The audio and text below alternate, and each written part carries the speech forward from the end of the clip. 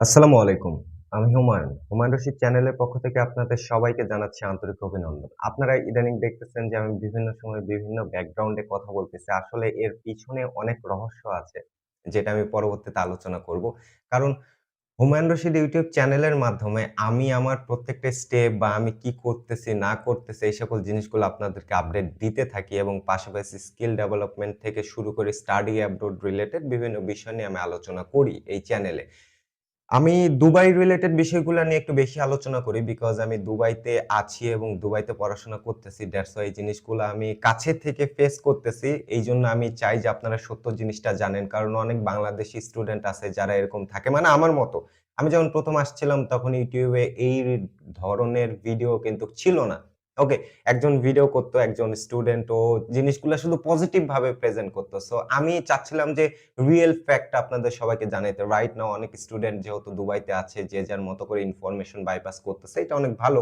But আমি সবাইকে request করব যে সত্য জিনিসগুলা মানুষজনের সামনে একটু প্রেজেন্ট করেন। পজিটিভ জিনিস তো প্রত্যেকটা দেশে আছেই। বাট যে নেগেটিভ জিনিসগুলা থাকে ওই জিনিসগুলো আপনারা যদি প্রমোট করেন, এটা প্রমোট করে না। সত্য জিনিসটার যদি আপনারা বলেন এক্ষেত্রে যারা স্টুডেন্ট আছে, যারা না জেনে যাইতেছে তাদের জিনিসটা সহজ হবে। ওকে, সো আজকে যে বিষয়টা নিয়ে আলোচনা করব সেটা হলো যে ক্রেডিট ট্রান্সফার ইস্যু।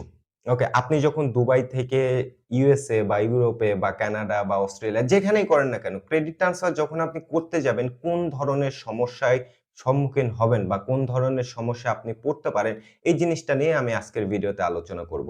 তাহলে চলুন শুরু করা যাক। সো ১ম এই যে সমস্যাটায় আপনি পড়বেন সেটা হলো একাডেমিক রেজাল্ট। মানে একাডেমিক যে রেজাল্টটা থাকে, আপনি এই যে ৬ মাস বলেন, ১ বছর বলেন, এই যে পড়াশোনা করলেন, পড়াশোনা করার পর আপনার তো একাডেমিক একটা রেজাল্ট থাকবে, একটা স্কোর থাকবে। এই স্কোরটা একটা বড় ফ্যাক্ট হয়ে দাঁড়াবে আপনার ক্রেডিট ট্রান্সফারে। কারণ দেখেন আপনি ক্রেডিট ট্রান্সফার কখন করবেন? দেখেন যখন আপনি দুবাই একটা একাডেমিতে পড়াশোনা করতেছেন, আপনার ফিজিক্যালি আইইউ তে বলেন বা ওই ইউনিভার্সিটির ইউএস এর ক্যাম্পাস বলেন, ইউরোপের ক্যাম্পাস বলেন, যেখানেই বলেন না কেন, ওইখানে আপনার ফিজিক্যালি প্রেজেন্ট থাকতে হবে। তার মানে কি? আপনি অলরেডি একটা জায়গায় পড়াশোনা করতেছেন, ওই জায়গাটা আপনার হচ্ছে না। আপনার আরো ডেভেলপমেন্ট দরকার। দ্যাটস আপনি ফিজিক্যালি ওই ক্যাম্পাসে উপস্থিত থাকতে চাচ্ছেন। মানে আপনি স্টুডেন্ট ভালো, আপনি ভালোমতো পড়াশোনা করতেছেন, করার পর আরেকটা কান্ট্রিতে মুভ করতে চাচ্ছেন। তাই নয় কি? এটাই তো লাস্ট পর্যন্ত। সো আপনি দুবাইতে থেকে নিজে কতটুকু স্কোর ভালো নিয়ে আসছেন বা আপনার রেজাল্টটা কতটুকু ভালো এই জিনিসটা অনেক ইম্পোর্টেন্ট। বা যখন আপনি দেখা যাইতেছে যে ক্রেডিট ট্রান্সফার করতে যাবেন, আপনি আপনার একাডেমিকে গিয়ে বলবেন যে, "ভাই আমি এখন আমার ক্রেডিটটা ট্রান্সফার করব। আমাকে এখন পরবর্তী প্রসিডিউরটা কি এই জিনিসটা হেল্প করো।" তখন তারা কিন্তু আপনাকে চোখ বন্ধ করে একটা কোয়েশ্চেন করবে যে ১ বছরে আপনার একাডেমিক রেজাল্টটা কিরকম? যখন তারা এনালাইসিস করবে যদি দেখে যে আপনার একাডেমিক স্কোর অনেক কম, তাহলে কিন্তু ক্রেডিট ট্রান্সফার এর সুযোগটা আপনি পাবেন না। এটা আপনি মিলিয়ে নিয়েন। ওকে, আমি তো সবসময় কথা বলতেছি বিভিন্ন স্টুডেন্টের সাথে বা একাডেমির সাথে। আমি হলফ করে আপনাকে বলতে পারি, একদম লিখে দিতে পারি যে আপনার একাডেমিক স্কোর যদি খারাপ হয়, সেক্ষেত্রে ক্রেডিট ট্রান্সফার এর সুযোগটা থেকে আপনি বঞ্চিত হইলেও হইতে পারেন বা হবেনই। মিলিয়ে নিয়েন আপনারা। পরের যে বিষয়টা সেটা হলো অ্যাটেন্ডেন্স। দেখেন আপনি দুবাইতে যাচ্ছেন, দুবাইতে যাওয়ার পর এজেন্সি আপনাকে কি বলতেছে? এজেন্সি আপনাকে বলতেছে যে, "ভাই আপনি দুবাই যাবেন, দুবাই যাওয়ার পর আপনি পার্ট টাইম জব করতে পারবেন।"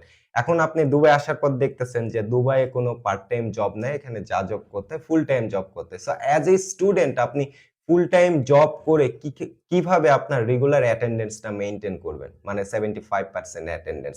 আপনি যদি 75% অ্যাটেন্ডেন্স টা কভার করতে না পারেন তাহলে কিন্তু আপনার কোর্সটা কমপ্লিট হবে না। মানে ১ম বছরের যে কোর্সটা এটা কিন্তু কমপ্লিট হবে না। আমি কিছুদিন আগে কিছু স্টুডেন্টের সাথে কথা বলতেছিলাম বা আমি আমাদের গ্রুপে ছিলাম। তো ওইখানে একজন স্টুডেন্ট বলেছিল যে অ্যাটেন্ডেন্স কার কত? সো আমি ওইখানে একজনের অ্যাটেন্ডেন্সও 75% দেখি নাই। কারণ ভাই এটা সত্য জিনিস। সেটা হলো আপনি দুবাইতে ফুল টাইম জব করে কিভাবে একাডেমিতে 75% অ্যাটেন্ডেন্স ফিল আপ করবেন, তাই না? আপনাকে যত এনওসি দিক তারপরেও দিন শেষে আপনাকে বলবে যে আপনার অ্যাটেন্ডেন্স 75% না, আপনার এইটার সমস্যা, ওইটার সমস্যা, আপনি কেন ক্লাসে আসেন নাই, আপনাকে কে বলছে জব করতে? এই জিনিসগুলা কিন্তু চলে আসবে। সো এই যে অ্যাটেন্ডেন্সটা অনেক বড় একটা ইস্যু হয়ে দাঁড়াবে আপনার ক্রেডিট ট্রান্সফার এর সময়।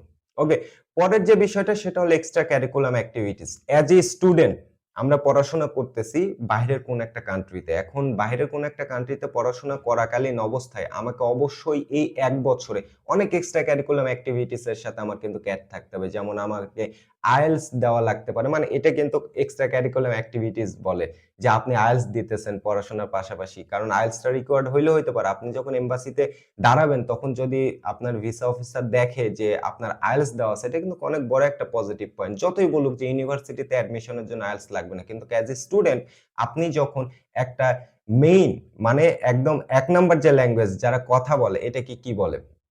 যাই হোক, প্রাইমারি ল্যাঙ্গুয়েজ যদি ইংলিশ হয়, এরকম একটা কান্ট্রিতে আপনি পড়াশোনা করতে যেতে চাচ্ছেন বা আপনার একাডেমিক সবকিছু হবে ইংলিশে, ওইখানে যদি আপনার আইএলটিএস এর একটা সার্টিফিকেট থাকে তাহলে আপনার ভিসা পাওয়ার রেশিওটা কিন্তু অনেক বেড়ে যাবে। ওকে, তারপর আপনার যারা আমরা মাস্টার্স করতেছি তারা বিভিন্ন ধরনের রিসার্চ এর সাথে যুক্ত হইতে পারি। তারপর আরো কিছু একাডেমিক এক্সট্রা কারিকুলাম এক্টিভিটিস আছে। যেমন লেখালেখি করা, এই করা, সেই করা, টিচারদের সাথে কোলাব করা, ইচ অ্যান্ড এভরিথিং। এই জিনিসগুলা আমি জাস্ট যারা দুবাইতে আছে তাদেরকে একটা জিনিস বলতে চাই, ভাই এক্সট্রা কারিকুলাম এক্টিভিটিস তোমরা কয়জন করছো? বা আপনারা কয়জন করছেন? এক্সট্রা কারিকুলাম এক্টিভিটিস এর সাথে আপনারা কয়জন এড আছেন? সো এক্সট্রা কারিকুলাম এক্টিভিটিসটা অ্যাজ একটা স্টুডেন্টের জন্য খুবই ইম্পোর্টেন্ট। আপনি স্টুডেন্ট হিসেবে যদি এই সকল এক্সট্রা কারিকুলাম এক্টিভিটিস এর সাথে সংযুক্ত না থাকেন, শুধু আপনি 75% অ্যাটেন্ডেন্স কমপ্লিট করলেন, আপনার একাডেমিক রেজাল্ট মানে ভালো কিন্তু আপনার এক্সট্রা কারিকুলাম এক্টিভিটিস নাই, তখন কিন্তু এম্বাসিতে আপনাকে একটা দ্বিধাদ্বন্দ্বের মধ্যে পড়তে হবে যে হ্যাঁ, তুমি ১ বছর দুবাইতে থাকছো, তুমি কি করছো পড়াশোনা রিলেটেড? ওকে, কারণ ওইখানে গিয়ে তো আপনি বলতে পারবেন না, ভাই আমি ১ বছর জব করছি। তাই না? সো এই যে এক্সট্রা কারিকুলাম এক্টিভিটিসটা এইটা কিন্তু অনেক বড় একটা ইস্যু হয়ে দাঁড়াবে ক্রেডিট ট্রান্সফার এর সময়। পরের যে বিষয়টা সেটা হলো ফাইন্যান্সিয়াল ইস্যু। ফাইন্যান্সিয়াল ইস্যুটা কি আমি আপনাদেরকে একটু বুঝিয়ে বলি। দেখেন, আপনি অলরেডি ৭ থেকে ৮ লক্ষ টাকা দুবাইতে পড়াশোনার জন্য ১ বছরে খরচ করলেন। আপনি জব পাইছেন হলো ৬ মাস পর বা ৩ মাস পর। সবাই তো জব পাইতেছে না। যারা জব পাইতেছে না আমি তাদের অ্যাঙ্গেল থেকে কথা বলি। সো যারা জব পাইতেছে না তাদের কিন্তু প্রতি মাসে ৩০ থেকে ৩৫,০০০ টাকা করে খরচ হইতেছে। সো আপনি যখন ১২ মাসে এত টাকা খরচ করবেন, অলরেডি আপনার এদিকে ৭ লাখ টাকা পড়াশোনা এবং ভিসার জন্য চলে গেছে, তখন ফ্যামিলির কাছে একটা বড় চাপ হয়ে দাঁড়াবে। কারণ আপনি যখন ক্রেডিট ট্রান্সফার এর দিকে যাবেন তখন আপনাকে $১৫০০ কিন্তু ডিপোজিট করা লাগবে। অ্যান্ড আদার্স এম্বাসি যে খরচ আছে ইচ অ্যান্ড এভরিথিং আপনাকে কমপ্লিট করতে হবে। সো এইগুলো কমপ্লিট করার সময় আপনি যে ফাইন্যান্সিয়াল একটা ধাক্কা খাবেন, ওই ধাক্কাটা মিডল ক্লাস ফ্যামিলির যারা স্টুডেন্ট দুবাইতে পড়াশোনা করতেছে ওদের জন্য অনেক কষ্টসাধ্য একটা বিষয় হয়ে যাবে। ওকে, সো এই যে ফাইন্যান্সিয়াল ইস্যুটা, এই ইস্যুটা অনেকেই মানে সর্ট আউট করতে পারবে না বা সলভ করতে পারবে না। দ্যাটস ওয়াই ক্রেডিট ট্রান্সফার এর যে সুযোগটা এটা কিন্তু অনেকেই নিতে পারবে না। ওকে, আমি জিনিসটা এমন বলতেছি না যে দুবাই যারা পড়াশোনা করতেছে সবার বাপের টাকার অভাব আছে। কিন্তু মিডল ক্লাস ফ্যামিলির যারা পড়াশোনা করতেছে তাদের কিন্তু একটু সমস্যা থাকে। এজ এ স্টুডেন্ট আমি মিডল ক্লাস ফ্যামিলির একজন সন্তান। আমার কিন্তু সমস্যা আছে। ফাইন্যান্সিয়াল ক্রাইসিস কিন্তু আমার আছে। আমি অলরেডি পড়াশোনার পেছনে অনেক টাকা ইনভেস্ট করছি দুবাই এসে। সো আমি যখন আবার আমার বাসাতে বলব যে আমার আরো ৫-৭ লাখ টাকা লাগবে, এটা কিন্তু হুট করে একটা বড় ধরনের ধাক্কা তারা খাবে। এটাও ক্রেডিট ট্রান্সফার এ একটা ইস্যু হইলেও হইতে পারে আপনাদের। পরের যে বিষয়টা লাস্ট সেটা হলো এজেন্সি সাপোর্ট। কারণ যাবার আগে এজেন্সিকে যখন আপনি বলেন, "ভাই আমি দুবাইতে যাবো, সো আমাকে হেল্প করেন।" তখন এজেন্সি আপনাকে বলবে যে, "ভাই আপনি দুবাই যান, আপনাকে সবকিছু হেল্প আমরা করব। ওইখানে ভর্তি থেকে শুরু করে ইচ অ্যান্ড এভরিথিং এবং ওইখান থেকে যখন আপনি অন্য জায়গায় ক্রেডিট ট্রান্সফার করবেন, সবসময় আমরা আপনাদের পাশে থাকবো।" বিশ্বাস করেন আপনি যখন ক্রেডিট ট্রান্সফার এর ফাইনাল স্টেজে থাকবেন, তখন এজেন্সিকে যখন বলবেন, "ভাই আমি ক্রেডিট ট্রান্সফার করতে যাচ্ছি, একাডেমি আমাকে বলতেছে আমার রেজাল্ট একটু কম, আমার অ্যাটেন্ডেন্স এর একটু ঝামেলা আছে। আমার এক্সট্রা কারিকুলাম এক্টিভিটিস কোনো কিছু নাই যেটা দিয়ে আমি আসলে বুঝাইতে পারবো যে ১ বছরে আমি দুবাইতে পড়াশোনা রিলেটেড জিনিসপত্রের মধ্যে ছিলাম। তারপর আমার ফ্যামিলির একটু ফাইন্যান্সিয়াল ইস্যু আছে।